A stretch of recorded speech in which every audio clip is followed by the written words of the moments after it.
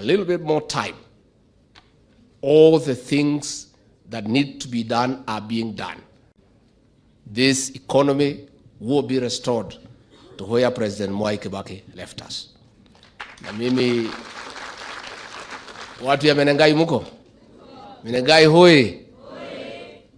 Mimi kwanza nichukue nafasi hii kushukuru nyinyi sana kwa kutukaribisha, na kwa niaba ya kiongozi wetu Rais wa Jamhuri ya Kenya Dr. William Ruto, ambaye nimemuaga leo, ameelekea huko nchi ya Zambia, amenituma na salamu. Umepokea? Na kwa sababu sijafika hapa tangu wakati tulikuwa hapa wakati wa kinyang'anyiro, nichukue nafasi hii from the bottom of my heart, on behalf of my boss President William Ruto and I and our entire team of UDA and Kenya Kwanza, niseme watu ya Menengai asanteni sana kwa maombi na kura zenu. Tulishukuru sana. Kwanza mimi, mnajua nilikuwa kwa kona mbaya. Si mnajua vile hii watu walikuwa wamenifinya. Mkaniokoa. Asanteni watu ya Menengai, asanteni sana. Tunataka kusema asante kwa maombi yenu na kura zenu, na mimi nataka kumhakikishia kwamba hatutaangusha nyinyi. Pia mimi nataka nitoe shukrani kwa kura wa huyu gavana wetu, huyu mrembo, huyu Susi. Nataka niseme asante. Niseme asante kwa huyu Mama Keroche kwa kura zake kama senator wetu. Niseme asante kwa huyu Wanjiru Chelule kwa kura zake. Niseme asante kwa Bwana Gachobe, huyu mjumbe wetu wa Subukia. Hata huyu mrembo huyu, unajua hawa walikuwa wamefuata ile jamaa ya zamani, lakini nyinyi watu ya bahati mkasema huyu mrembo vile ni mrembo, hata ama kama amepotea njia wacha tumrudishe. Na kwa hivyo sisi tumekaa chini na watu ya Jubilee, wamewachana na mambo ya Azimio, wamesema hawezi faa sufuria kwa kichwa. Tunafanya kazi na hawa, mpigie makofi. Pia niseme asante kwa MCA wetu wote. Lakini iko kazi moja nitafanya kabla sijatoka hapa. Wapi yule MCA iko na nywele kubwa? Nitafutiwe makasi nimalizane na hii mtu kabla ya kwenda. Kwa hivyo tunataka tuseme asante kwa ile team ambaye mlitupatia. And I want to say, Governor Susan, the President and I do not regret even a moment for having spent time here to campaign for you. Umeendesha vizuri.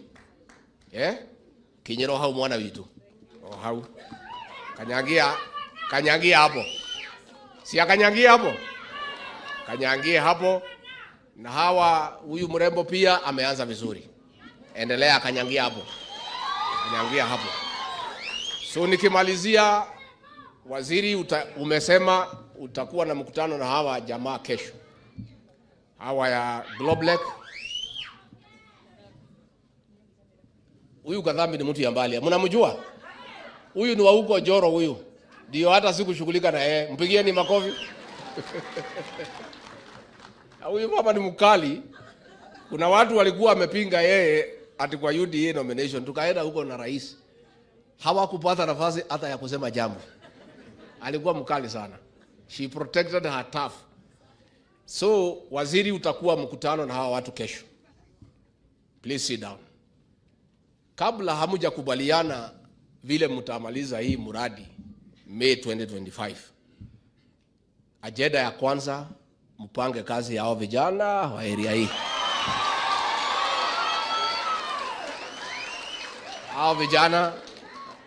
Hao vijana ndio walichagua William Ruto na mimi. Ndio wewe ukapata kazi ya waziri. Kwa hivyo kama hamujaongea mambo ingine yoyote, hapa hatutaki walete wazungu kufanya kazi hapa, ama Wahindi, ama hawa Japanese. Wazungu, wa Japanese na wale watu wote weupe, tunataka tu accountant na yule mtu atalete pesa ya kulipa watu yangu.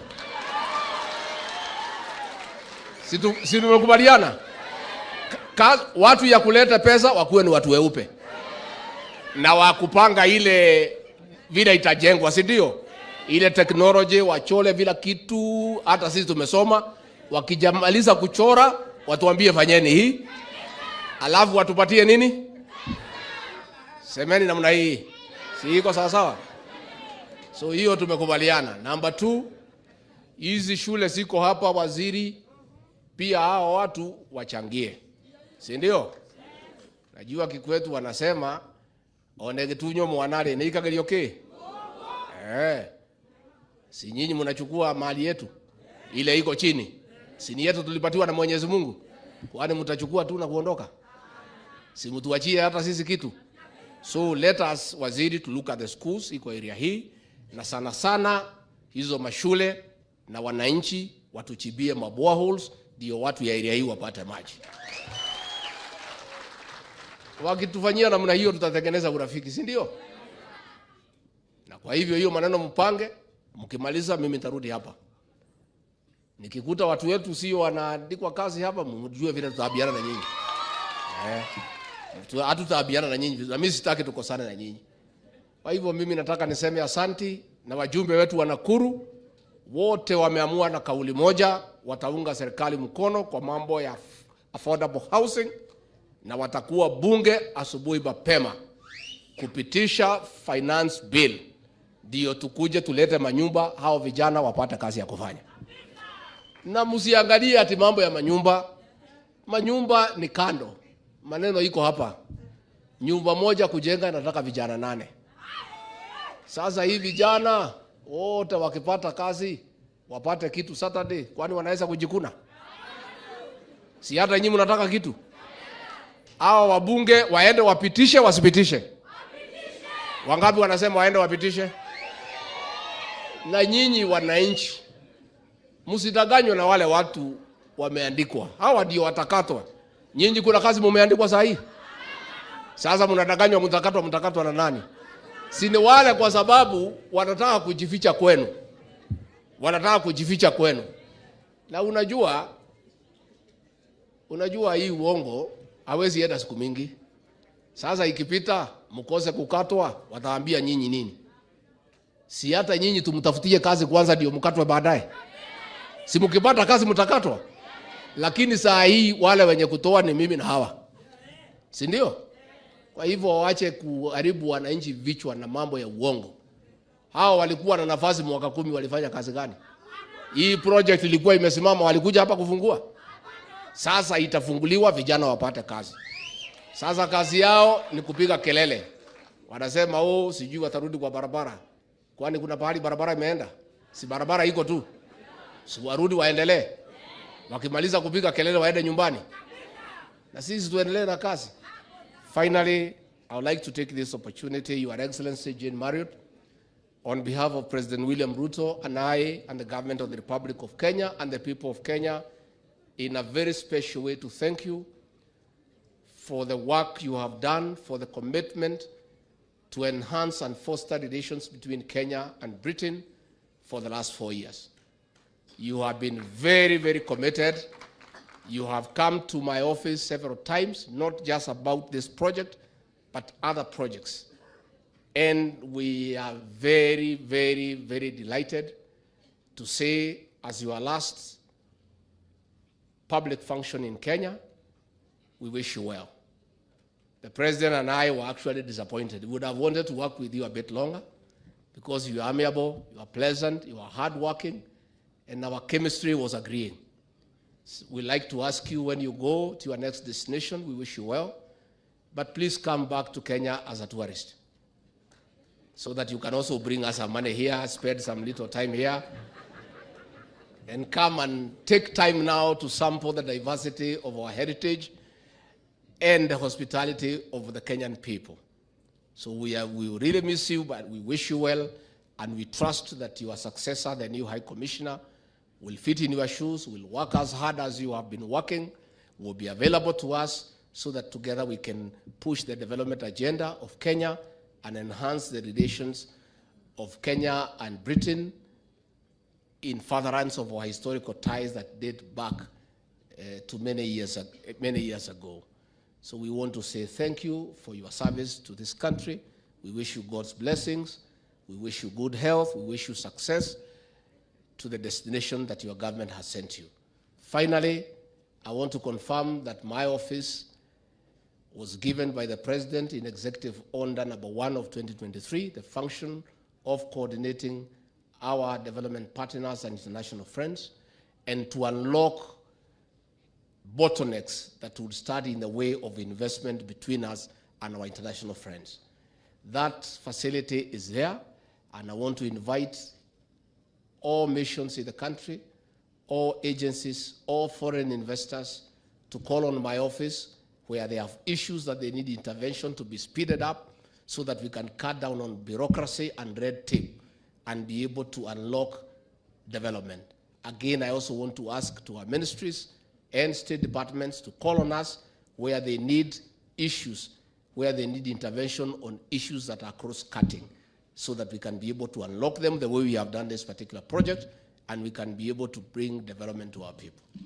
Kwa hivyo mimi nataka niseme asante watu ya Menengai, nataka nikimbie Nyeri, iko shughuli niko hapo, baadaye nitaenda mpaka Meru, tuko na conference ya kuongea mambo ya kahawa. Na pia hapa Nakuru nilikuwa hapa Jumatatu iliyopita, tukiongea mambo ya zile pombe siko sumu zililetwa hapa na bangi. Na tumemwambia hao machiefs wetu, na nafikiri wamesikia kwa sababu nimeanza kupata report nzuri ya kwamba ile pombe mbaya, ile sumu isiletwe hapa Menengai, isiletwe hapa Nakuru.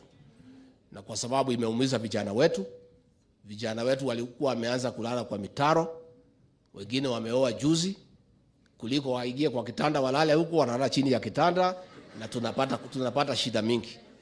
Na unajua pia sisi tunataka watoto kwa sababu ni baraka. Ama hamtaki watoto? Akina mama mko?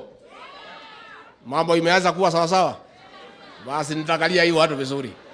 Sasa nyinyi polisi na machief, munisaidie, tusaidie hawa mama. Wameumia kwa siku mingi na hatutaki. Si mumeumia kina mama? Hiyo mambo mimi nashughulikia hiyo maneno, ndio tuweze kukaa sawa sawa. So kwa hayo mengi, na machiefs wetu mlisikia vile nilisema. Machiefs wetu mlisikia. Ningetaka tu kurudia kwa sababu namuona hapa machiefs. Mambo ni mawili. Mambo ni ngapi? Katika location yako na sublocation, chief hawezi kaa na pombe haramu ikae. Lazima moja akae, moja ingine afanye nini?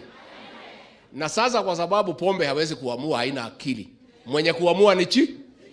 Sasa chief, kazi yenu ni rahisi. Mnataka kubaki ama kuondoka? Sasa kama mnataka kubaki, muondoe hiyo nyang'au, ndio tuweze kukaa vizuri, hawa kina mama waache kulalamika. Please sit down, our chiefs, you are doing a good job. We want to encourage you to continue. Kwa hayo mengi na machache, asanteni sana.